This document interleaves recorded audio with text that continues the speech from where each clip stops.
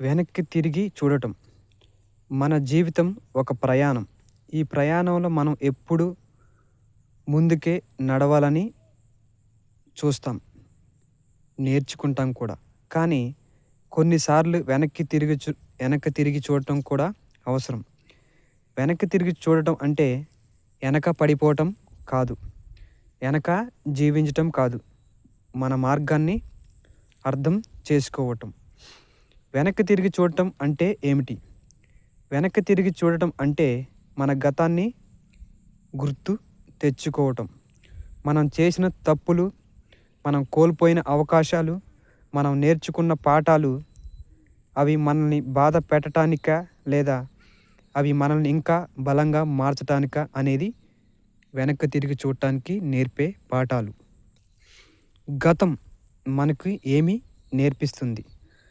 గతం మనకు చాలానే నేర్పిస్తుంది. ఇక్కడ నువ్వు తొందరపడ్డావు. ఇక్కడ నువ్వు ఓపిక కోల్పోయావు. ఇక్కడ నువ్వు సరైన నిర్ణయం తీసుకోలేక ఉన్నావు. ఇక్కడ నువ్వు నిలబడ్డావు కానీ ఓడిపోలేదు. గతం మనకు తప్పులు మాత్రమే కాదు, ధైర్యాన్ని కూడా గుర్తు చేస్తుంది. వెనక్కి తిరిగి చూడటం అనేది ఒక అద్దం. వెనక్కి తిరిగి చూడటం ఒక అద్దంలో చూసుకోవటం లాంటిది.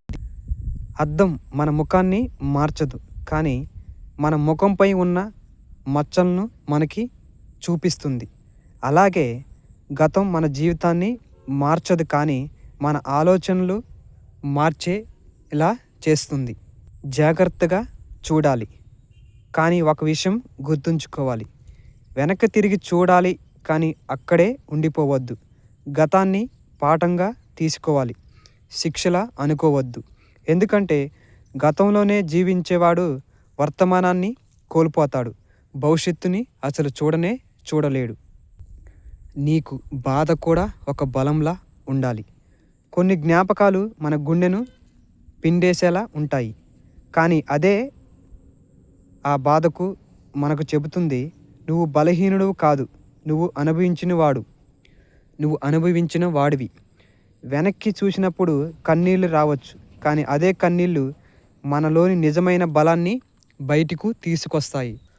ముందుకి నడిచే ముందు ఒక్కొక్కసారి వెనక్కి తిరిగి చూడాలి. ముందుకు నడవాలంటే ఒక్కసారి వెనక్కి చూడాలి. ఎక్కడి నుంచి వచ్చామో గుర్తుపెట్టుకుంటే ఎక్కడికి వెళ్తున్నామో స్పష్టంగా తెలుస్తుంది. వెనక్కి చూడటం మన వేగాన్ని తగ్గించదు, మన దిశను సరిచేస్తుంది. వెనక్కి తిరిగి చూడండి, కానీ భయంతో కాదు, బుద్ధితో చూడండి. గతాన్ని ప్రేమించండి, కానీ అక్కడే బందీలుగా ఉండిపోకండి. ఎందుకంటే మీ గతం మీ కథలో ఒక అధ్యాయం మాత్రమే, పూర్తి పుస్తకం కాదు. మీ ప్రయాణం ఇంకా కొనసాగుతూనే ఉంది.